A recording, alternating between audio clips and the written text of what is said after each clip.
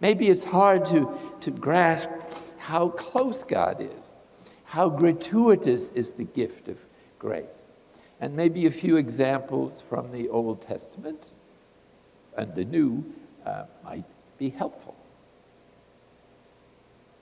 Just to get a little inkling. In the life of Moses in Exodus, especially during a journey through the desert, a symbol of this world in spiritual literature, he was having some trouble with his staff. They were complaining about him, as always happens with leadership. And God, who was very partial to Moses, apparently, said, call these people to the tent of meeting, which they did. Moses did. Now, the tent of meeting was that place where Moses used to hang out to be refreshed by God. It was like a retreat house, you might say.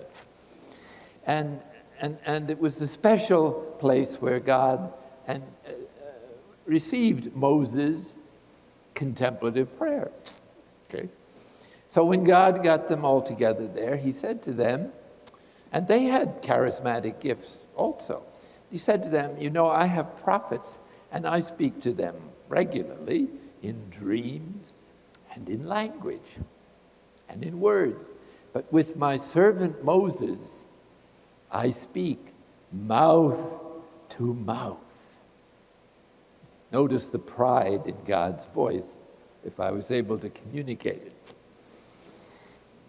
What does this mean? It means that there are many ways that we can communicate with God, but his favorite way is being to being.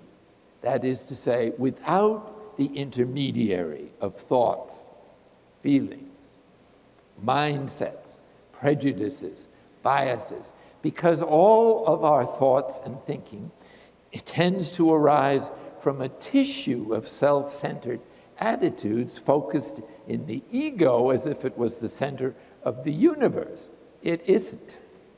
And hence, God has to do something to modify this mistake.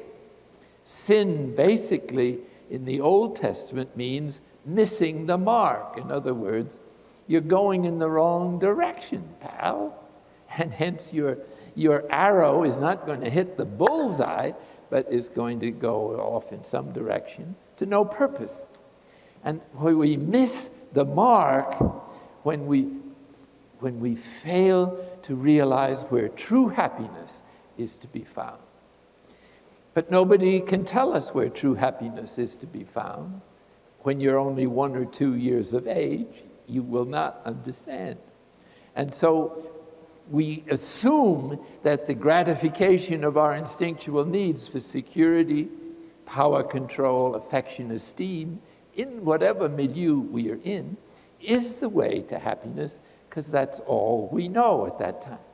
And these dispositions then fossilize as we progress through our developmental process, complexified by the period in which we over-identify with our culture, parental values, racial values, ethnic values, religious values, just the secular belief system that we happen to live in.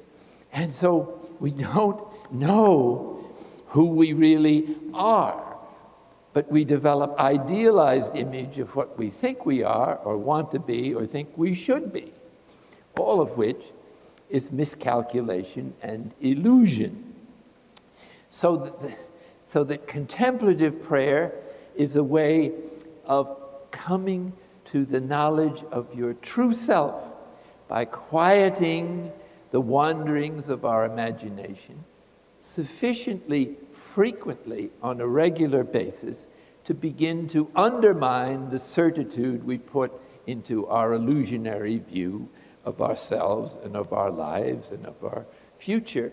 And all of these attitudes then penetrate our religious attitudes, and we find ourselves in a dysfunctional relationship with God,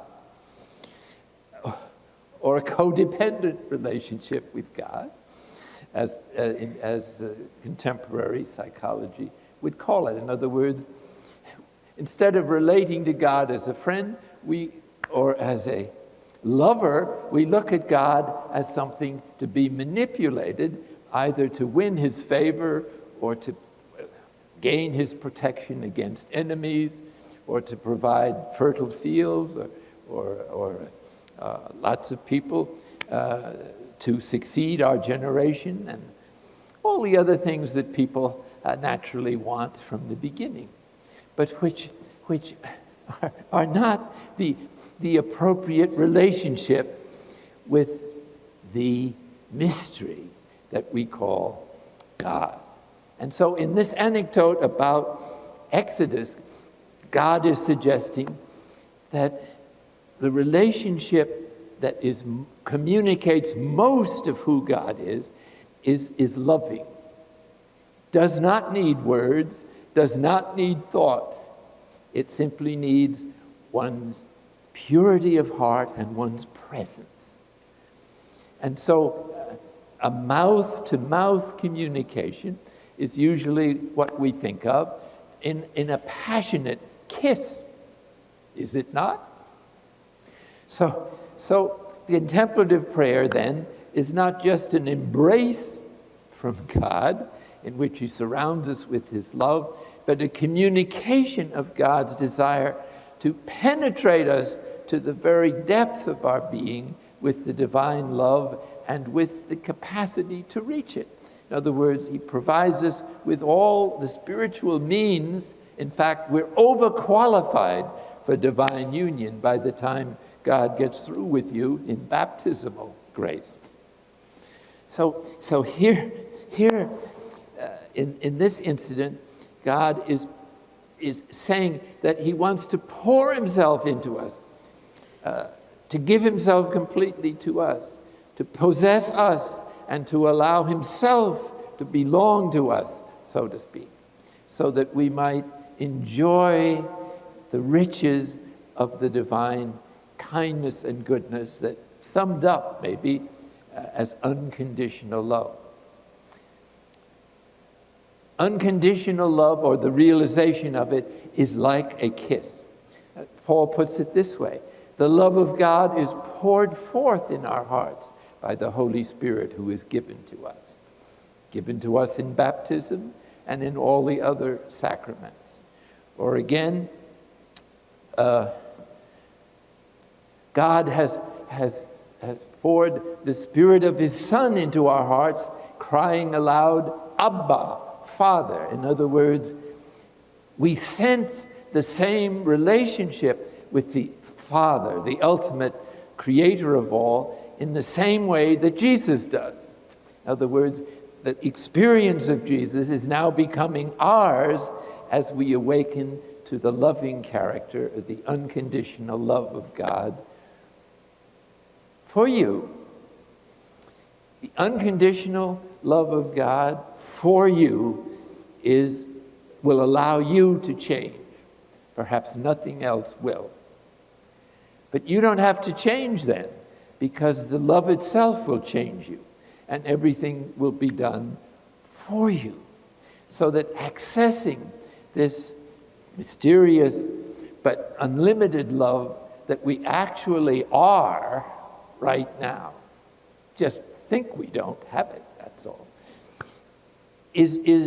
can be recovered by letting go of our over-identification with ourselves as a body, as feelings, as thoughts, as a past or a future, and just to be in the present moment, forgetful of ourselves, and just giving or surrendering ourselves completely to God. But this is the full development of this process that Jesus suggests.